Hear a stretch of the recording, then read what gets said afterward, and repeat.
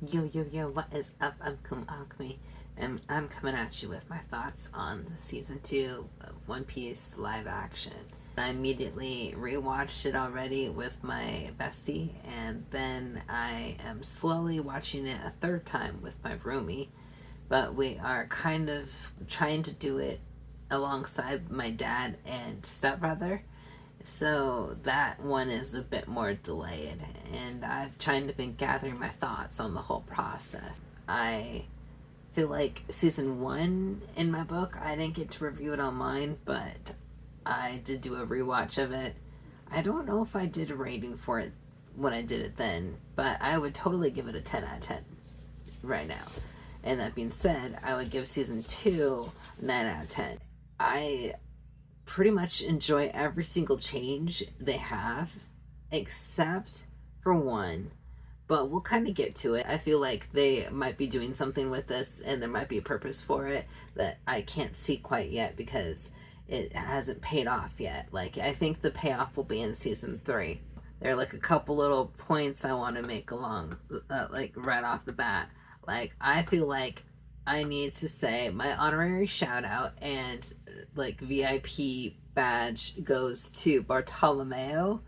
I don't know who this guy is because I am not that far in the anime, but I fell in love with his live action version, and I am super excited to see him wherever he is down the line and to see how he kind of relates and connects back to Luffy. My guess, Bartolomeo, maybe he wasn't literally in Loguetown when Luffy was, almost getting decapitated, but I feel like it has probably been inspired by stuff that Luffy has been doing, and and somehow that is like related to who his character is currently. And also, I am fascinated with his fangs because I honestly didn't realize there were vampires in One Piece until the live action at that World Summit or whatever it was, where we got like a round table discussion, and there was like just freaking Dracula sitting at the table. And it kind of clicked in my head when I was rewatching with my bestie that Bartolomeo has fangs. And then we see the Dracula guy in the later episode, and I'm like, is Bartolomeo like actually from wherever that Dracula guy came from? Is that just a coincidence? Is that just, establishing that there are weird fanged people in this world? I'm actually kind of glad they did, because I would have just assumed that Bartolomeo filed his teeth to points. But now that I know there are vampires, at least there's that, and he's not that crazy. I don't want to judge, but I don't think I would date somebody who filed their teeth down. That would just seem like a dangerous kiss, Into episode 1 itself. I love that they are looping Baroque works into like the story earlier. Like, they kind of pop up and it feels like we just kind of encounter them, and it's like, oops, what a mistake. We just kind of bumped into Vivi and picked up her troubles and we got them from her. But it actually kind of feels like in this world they're already aware of us because of Zoro. And we can't say that that isn't the case in the anime or manga. Just because we don't see those scenes doesn't mean they couldn't have happened, right? And they couldn't have been aware of the whole debacle, especially because Zoro was approached by one of their members, meaning everybody should have known that Zoro had been. It's fascinating angle. I love it. So yeah, good on them, really drawing these stories together. I am intrigued by their decisions to tease Roger asking Garp to find and look after his son, and not giving any further specifics on it. I'm realizing in this season in particular that I cannot have certain conversations with live action folks, and it's not even just like basic conversations. Like, I innocently answered certain questions back after season 1 had come out, because my dad was asked, like, just genuinely curious, like, how old is Luffy? And so I told him because I knew how old he was from the anime, right? But now I'm realizing that the choice to leave out certain information in the live action could be pointed like for like purposeful, and they might be trying to play with some of the ambiguity of these relationships and situations. Therefore, I can't answer those innocent questions anymore. If anybody new will ask me them, and that way, it can leave them to do their mental gymnastics, right? So that is a thing that I'm keying in on here. That is fun. I actually really approve of that. The only problem is that there are going to be some folks who may not be as playful and willing to be open to conversation when they have watched the anime or read the manga and know an answer and they don't want to play, like they just want to say one way or another. Those guys can really ruin the fun for everybody, I think. They introduced the sea stone earlier in this episode than they would in the series, like in the anime, and I'm okay with that because like they kind of established that Smoker has it in the tip of his weapon in the anime right off the bat. Like he uses it and he pins Luffy to the ground. But in the live action, it's kind of fun to introduce the stone early because before we even get to see Smoker using it, it introduces the threat of it. And then we're introduced to Smoker in the episode, who is also a huge threat. And so now we have like this imminent, like, oh man, what if we encounter him again and he pulls out this weapon that has the sea stone tip? Luffy's gonna be screwed, right? So like I love that we're building on this.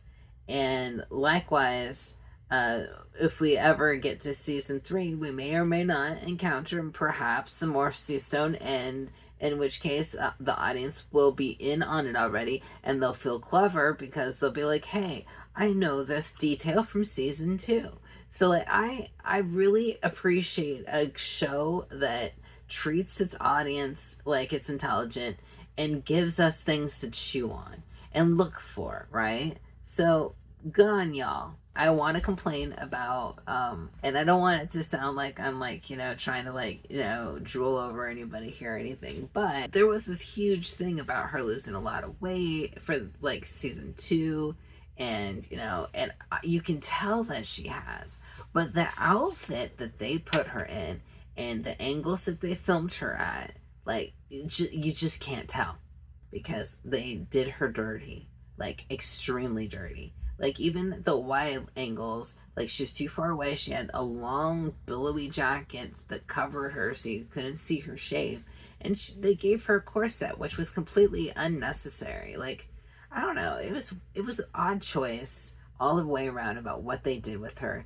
And I really do want to say I commend the actress for losing the weight, for getting into shape, and I really hope that she feels good about the after the fact of her role and her participation in it, considering how she ended up looking. Oh yeah, my biggest twist this season of the episode 1, and I would say probably of the season, because I wasn't really expecting huge random things that I don't know yet to pop up this early in live action. But lo and behold, in a scene with Dragon, we get to see a guy in the background with a top hat, dressed up, wearing like a little ascot, and I mean like 99% sure that's supposed to be Sabo, which blew my mind at the time, and it took me a while to process it. But then I had to revisit one of my earlier reactions to remind myself of like what had happened and how I could have missed that. And I'm pretty sure that at the time I assumed that when Dragon showed up, now this is just minor spoilers, so I'm gonna hold a finger up. I assumed that and when it goes down I'll stop, that when Dragon showed up and Sabo had, you know, gone down, that like when Eva Chan asked Dragon what had happened, and it like called for medical or something like that. I thought that at the time it was kind of going into my theory about how like using a devil fruit power may or may not like weaken Dragon, and like maybe he'd been hurt on his expedition. But now I'm thinking that he probably had returned with Sabo after Sabo's ship had gone down, and they were calling for medical for Sabo, which just blows my mind now because I'm like, I can't believe I was so dense to miss that. And now I'm wondering why he's been AFK this whole time. And I mean, I guess if you're doing world government stuff, you have to be like super secret or whatever. But at the same time, it's like, bro, a lot of crazy stuff has happened to your brothers. It would have been nice if you'd been around for that. Wow. Talk about emptying baggage super early in season 2, right? I'm gonna have to leave a note on there for y'all that I forgot to hold my finger up. And so once the note goes away, there we go. So sorry about that. I got really into my ramble, and then I dropped my spoiler protection finger, and I kept talking. So you know what? Bully on me. Episode 2, Laboon. Everything about Laboon was spectacular. I love that we go into Laboon, but it's not so insane that they have Crocus living in Laboon. Although the whole like shooting needles and having them pile up on the beach is a long-term problem. I cannot believe that they actually showed as much as they did about the Rumbar pirates. You know, like, I mean, again, they're speed running the anime to get it caught up in the live action, I feel, a lot sooner, and like fill in all these things so we know characters way ahead of time. So they gave us Brook, although they don't give us his name. They gave us Captain Yorkie. They gave us the name of the crew. I mean, like, and then they even have a picture at the end that shows that Crocus and Roger were, you know, like, besties. I mean, like, that is, wow, what a decision for that episode. But it worked. And also, it was a fun little introduction of Vivi and Mr. 9, who, you know, hands down, like, I gotta give that guy props. He's like number 2 on the VIP list of season 2, and like, I would give him the most camp award, except I feel like because Mihawk is in the next episode, he honorarily and most definitely has to have the best and most camp award. So again, Mr. 9 gets number 2. Love that he uses his pinky to talk and point and things, and his loyalty to Vivi in the next episode is obviously commendable, but he's just freaking adorable. We learned about I don't know why I'm brain farting on this, their compasses, and they get one, which is yay, good for us. What did I write down? Oh, right, red flag. Tashigi. This episode, like, there's like a side plot with like Tashigi and Koby and everybody, and I feel like they're trying to give her agency by like having her kind of feel snubbed or whatever, but it also feels like at a detriment to Smoker's character and personality, because I never felt like he was stifling her in the anime. I felt like he was constantly pushing her to do better, which is different, right? And he brought her with him to do everything that he needed to do. Like, I always felt like he kept her because, like, he knew that she was his and was his loyal, like, number 1, right? So, like, in this version, it kind of makes her feel like she's almost more like a high school graduate, like, fresh newbie, and he's not really, I don't know, like, he's more of like, it's a weird age gap feeling. Like, it's the weirdest thing to say this, but I never felt this in the anime between the two of them. But I actually feel like Smoker is like a dad figure in the live action with their just the way they're presented personality wise. But in the anime, it feels like it's more of a boss and mentor and mentee like relationship.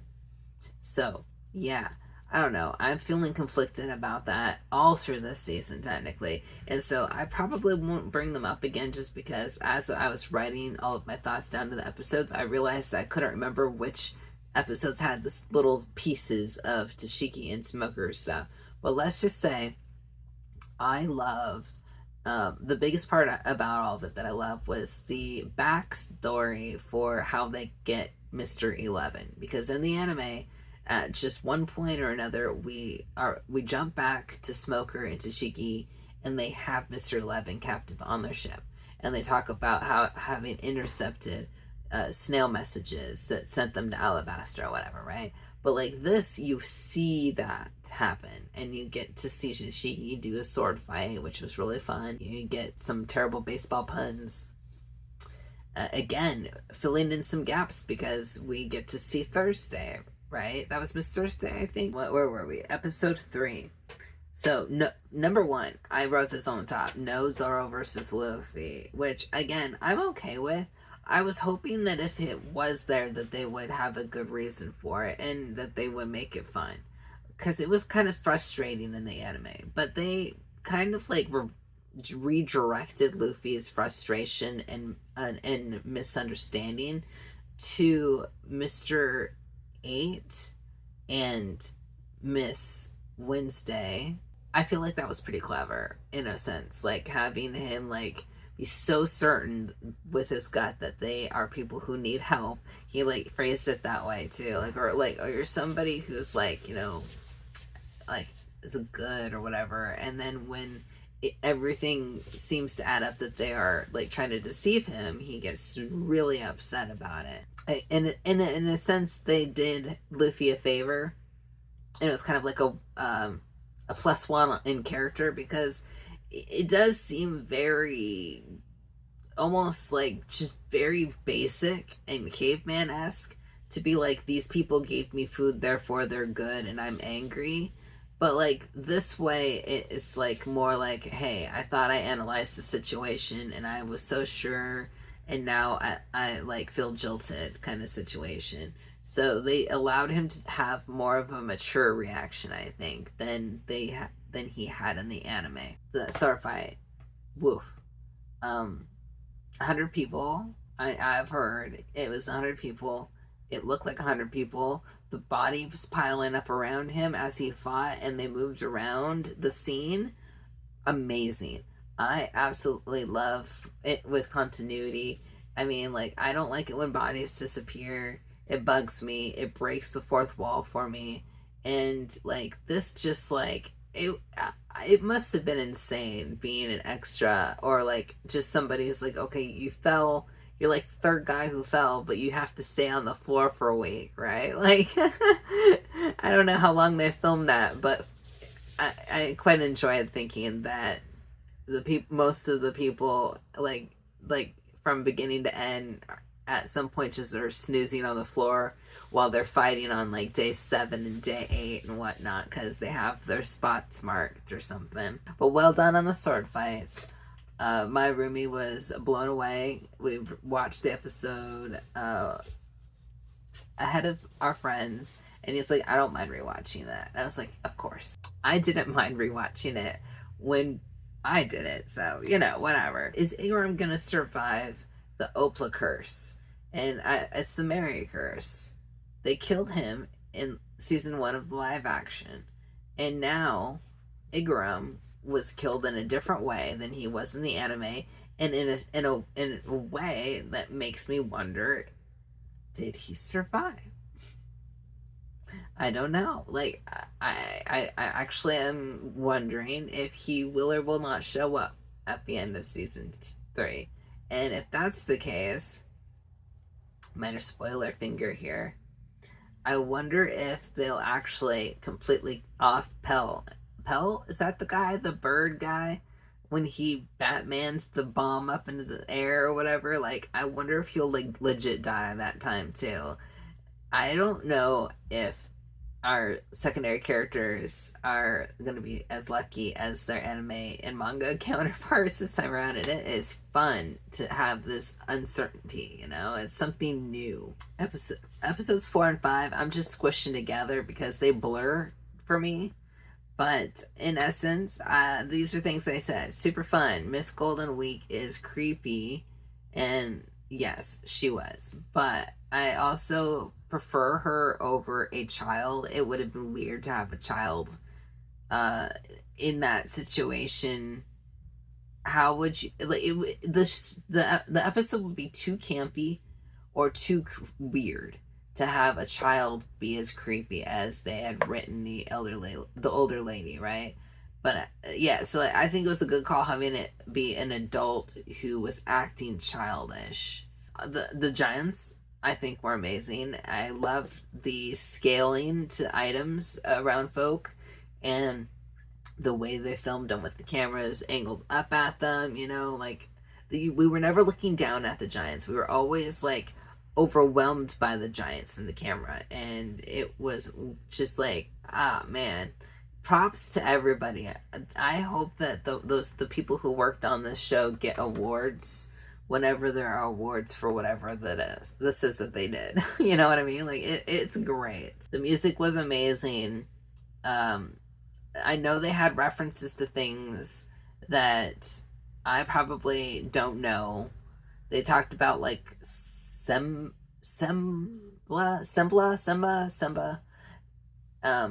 some bread or something that's from Elbaf. They talk about a big tree, and I'm pretty sure they don't talk about the tree in the anime, but having now learned about big trees since, it's like, oh, this feels like it's an earlier tease and Easter egg, and kind of like for those folks to be like, hey, you've got something to look forward to later in the anime. You just have to keep watching. You'll eventually get there, right? Sideline, minor spoiler. I am aware via at least like, being unable to dodge articles that they are just reaching Elbaf in the anime, and they have been there for a little while in the manga, I'm guessing. But having the knowledge of that and where I am in the anime now and where they are in the live action, I'm like, dang, son, they are really going to be spoiling the crap out of stuff in season 3. Usopp was the MVP. He literally used his head to smash up the candle wax with the Valentine beating the crap out of him. That was interesting. A different take on how to destroy the cake versus how they do it in the anime, where they melt it. They still use fire even, which I approve, to get Zoro off the cake. So all the way around, very clever. And I mentioned it in my reaction initially, but I just want to bring it back to the fact that I may be upset that, like, people may be upset a little bit, and I may have been a little disappointed that Karoo wasn't around. But the fact that he wasn't around actually gave Usopp more of this victory and more urgency, and like, he did so much, and like, props to him. Like, season 2, Usopp is shining. He is on fire, and the lack of Karoo gives him that. It elevates him, because he always ends up getting paired off, right? And it's like, no, allow Usopp to do something himself. And that being said, though, I really do want Karoo to be there in season 3. I'll be very disappointed if he's not. And although even if he is there, he may even get offed. Who knows? He's a secondary character, right? They could just be like, hey, there's Karoo, and then he explodes off screen or something. I don't know. What else? Yes, Mr. 3 killing Miss Valentine. Wasn't expecting that. Very disturbed. Oh yeah, my last note. Fun seeing Zoro giggle. My new headcanon is Zoro is ticklish and also thinks Laboon is a girl. And that is very correct, because he says, while laughing, I'm ticklish. And I feel like that's him being completely honest. So you never know, okay? Episode 6. Interestingly, it's kind of similar in the way that the Straw Hats approach Drum, only in this, they actually get off the ship. In that, they're still on the ship. But similarly, like, they're approaching, and like, this is the first time they've actually encountered folk who are like, no, we don't want pirates here, and they shoot at them. And like, it's equally dramatic. Sanji freaking throws himself in front of Vivi, like, oh my gosh, okay. It was a little melodramatic, but at the same time, like, something that like starts popping up in the Drum Kingdom Island arc is that he is very self-sacrificing, and like that goes all the like way further into the anime to be around where I'm at too. It's like to the point where it's just like, dude, yeah.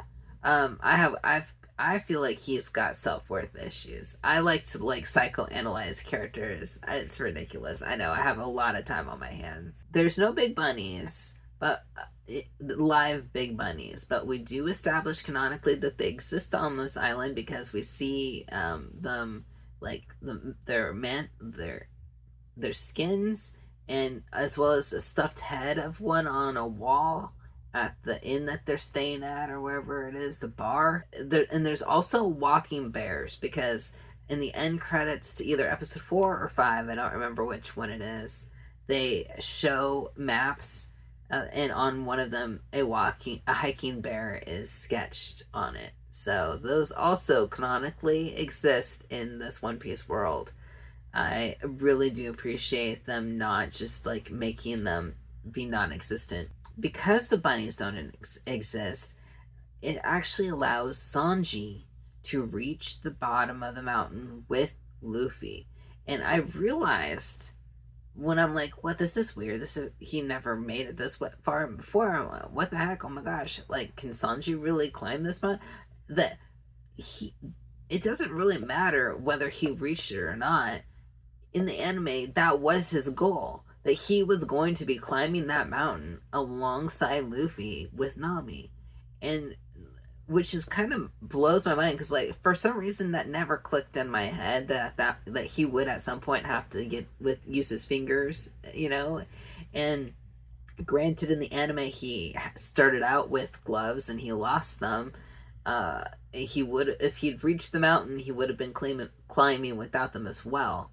So actually I really liked this change that they showed him climbing, and they almost made it to the top before he fell and had to get flung up the rest of the way by Luffy. So props to Sanji, everybody in the crowd, right? Like, can we just give props to him for risking his little chef fingers to climb all the way up this mountain? I appreciate that, because like I don't think logistically they would have been able to film it very easily, showing him carry Sanji in his mouth with Nami on his back. Just spatially, like between the wall and himself, he'd have a whole human being plus another on his back, and like you can do that more easily in an animated thing because you're drawing it. So I don't know, I think it all worked out just fine. We end with kind of getting introduced to Chopper, or just very briefly getting to see this little guy, and bless that little hiding thing. One comment I have on this, from rewatching it and having like seen like the introduction and whatnot, like I feel like that scene was probably the voice actor for Chopper's like test scene, the one that they probably did a bajillion times, that they probably did first before anything else, and it was probably what they used to like tease Chopper and like make everybody be like, okay, yeah, let's go with that kind of thing, because like their voice is different in that interaction than anywhere else with Chopper after that. It's way more delicate and almost waifish and girlish a little bit, and then afterwards there's more of like a grittiness to the voice. Like I feel like there were notes given and then they went more like boyish. Am I crazy for thinking that? But like I want to know if any other people went back to rewatch and compare the voice for Chopper in the scene where Nami meets him versus all the other ones. Like I don't know. My gosh, I have to say eye candy, because like, come on, we had Sanji, we had Luffy, and technically in the previous episode I didn't mention it, but yes, we had Nami in her bikini top. So I mean, like, thank you for the Opla crew and casting and like the people who do the costuming for giving that to us, because I'm thirsty. Episode 7. Dr. Hiriruk was perfect. His hair was insane. Calling Chopper his son like broke me in that episode. Usopp snapping at Zoro was actually quite unexpected, but I like it. It was more human. It made him human. Like, we all have our pushing, our limits, and when we get pushed too far, we snap. And it really did feel like he was trying so hard to pull himself together and try to be strong. And then when one of the strong members of his crew starts questioning things, that's when he can't take it anymore. It's like Usopp is the one, like Zoro's the one who's like supposed to be the one that you lean on, the one who gives you reassurances, the one who you're like, oh, I can always depend on him to, you know, do this or that or feel this way, and he's supposed to be calm and reserved, and he is so unnerved right now that like it was bothering Usopp, and you know, like, I love that a lot. Also, just the interactions between Zoro and Dalton were just very, like, they had such great chemistry, and I don't mean that in like a romantic way. I just mean like they were just chumming it up. I was like, dude, those guys, like, give them a couple beers, let them sit outside every night, and they'll have like the best conversations together. You know, the whole flashback with Zoro, with Chopper and Hiriruk, was just heartbreaking. Like, oh my gosh, just beautiful. I was so happy with it, very much so. And it's not very obvious, and I noticed a few reaction folk like don't catch on to it with the whole like Chopper actually loses an antler and then he gets it bolted back on, you know, like that. I like that the details there, but it's so minute that you could blink and miss it, or think that they animated it weird and then fixed it in the next scene without having any reason for it, without catching the fact that the antler's bolted. I love me those details. And briefly going back to Zoro, he was given more responsibility in the Drum Island arc, which I appreciate. He's not just like bumbling around shirtless, although I gotta lament a little bit about that. But they basically let him like volunteer his services if necessary to help Dalton, and you know, he's like, I don't know, he's really like being mature in a sense, even though he's worried about Nami, you know, and his crew. I really like what they are giving him to do in the drum arc. Him and Usopp, who we see tinkering, and this is kind of like the first like sign of his tinkering, I guess. Like, but yeah, he is making something for the next episode, which I completely appreciate. It's totally in line with his character in the anime, where we basically get some like filler, or not really filler, but I mean like some exposition or like explanation for how Wapol got his powers. I just assumed he always had them. He looks like he always had them with the jaw thing, right? But maybe I'm just being prejudiced, and maybe he had a physical issue that required him to have a metal jaw earlier on in life. I never actually considered that because they didn't address in the anime how he got his powers.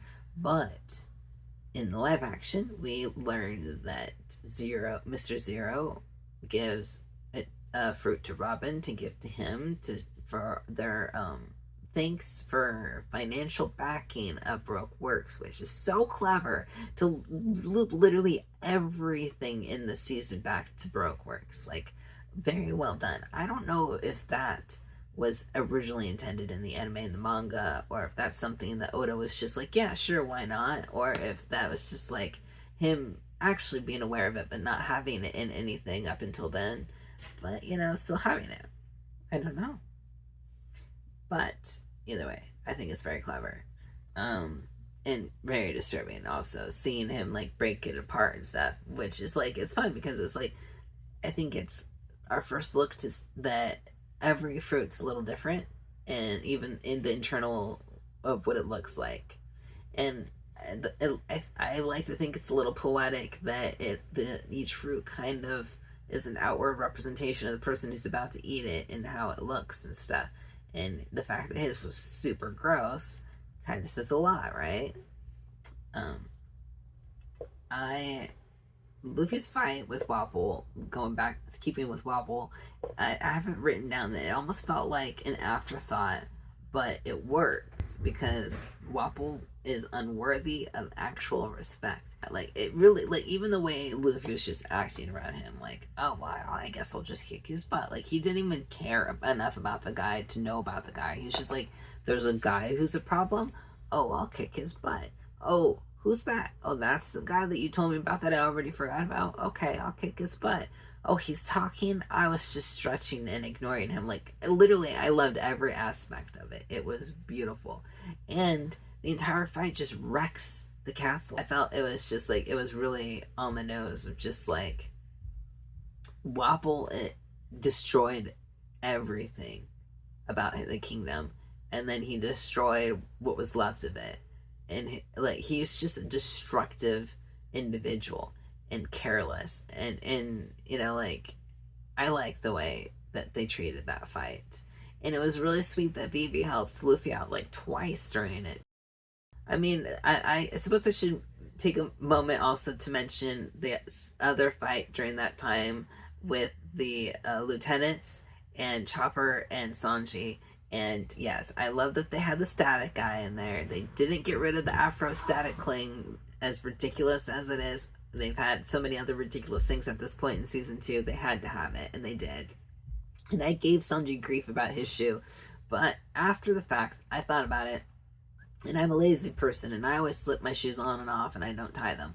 However, I was thinking about it, and he's a kicker, and if he actually fights specifically with his shoe, like with his feet, then he will have tied those shoes extra tight to keep them on his feet so they won't fly off him while he's doing that, right?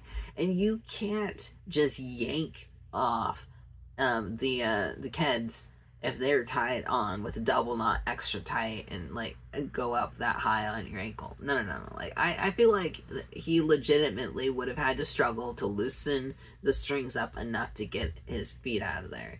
And so I retract my complaints from my initially complaints from the episode, because I can see how someone would struggle to pull a shoe off their foot, especially when they're standing trying to defend themselves.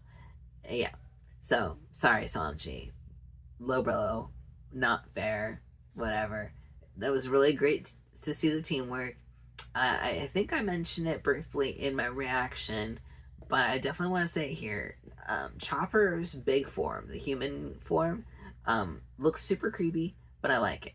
I prefer prosthetics to CGI any day. I'm a Star Trek kid, and I want me my old-fashioned Klingons. I want me some aliens with bug eyes. So like the Fishman in season 1 was stellar, and I was hoping that we would get some really good prosthetics like going forward also, and so this is just further proof of it. I mean, they have so much fun with just like the smallest details.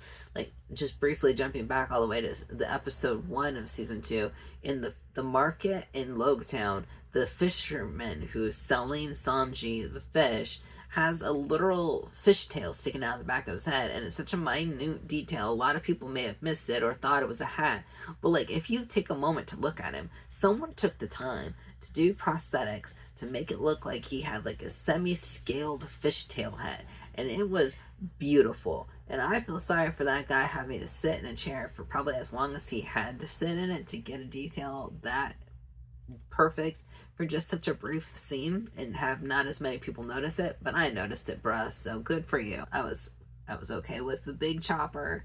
I'm actually the one form that I think is the most sketch is kind of the reindeer one, but I feel like I just need to grow. It needs to grow on me. We didn't get to see it enough, and it just feels a little bit more cartoony than the other ones, which sounds weird saying since he's already animated, but we'll roll with it. Seeing Big Chopper wearing a desert robe or something is gonna be bitchin'. Yeah, so I think overall, yeah, that brings me back to the rating 9 out of 10, just because I'm not sold on Tashigi's character agency and like what she's got going on with like being propositioned, but I feel like there is potential in season 3 for that to have payoff. I'll hold my finger up again for this. I feel like initially in the anime, she just goes to Alabasta with Smoker, and then Smoker has that interaction with Luffy that shakes him to his foundation. I won't go into further details about that because it's not necessary, but needless to say, he leaves and he tells her, I need you to stick around and follow, what you think is the right thing to do and just do it. And she's like, what? And so confused at that point, and it really shakes her to her foundation, and she like is forced to help Luffy at some point, right? And and even after that, it bothers her because she's like, oh, that's not like, I'm a Marine, I don't do that, I don't help pirates, this was very wrong, how come I had to do this?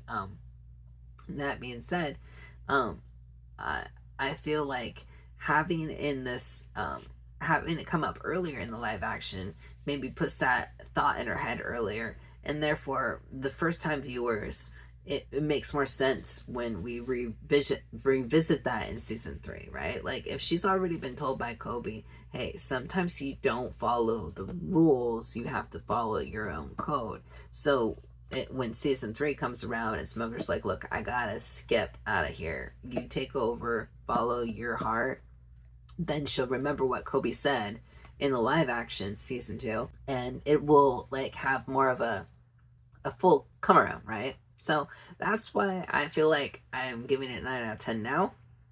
But when season 3 comes around, I feel like I can probably revise it if what I'm thinking is going to happen, And then I can revise and be like, no, man, 10 out of 10. We'll see. I am kind of sad also because now I have to wait for season 3, but not as long as this season. They said it's going to come out in 2027. I think early 2027. Maybe even similarly. I will definitely plan to take a week off and just have a One Piece celebration like this time too. And until then, I will refocus on anime. My anime One Piece reactions. Catching up with them. I'm so far behind. But I'm going to be binging, and then I think I'm going to be changing my upload plans for how often and how many. I might increase how many episodes I put together in a reaction, but then decrease how often I put them up, just like to find some, comfortable pattern that works for me and y'all. So yeah, until the next time, I will bid y'all adieu.